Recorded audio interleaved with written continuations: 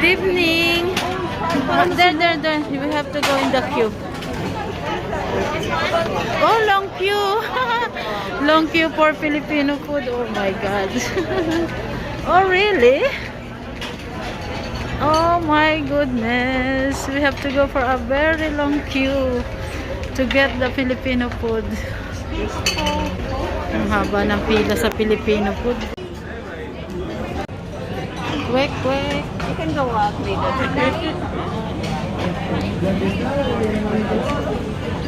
Balimbing. Ate, can I have? Yes, sir. Warmer na. Kusino. Mechado, longganisa. Anything else? Pork. Nakili na kami sa fish.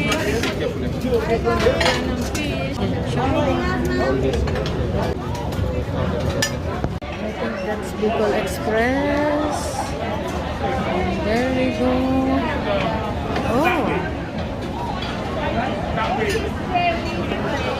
Lumpiang sariwa.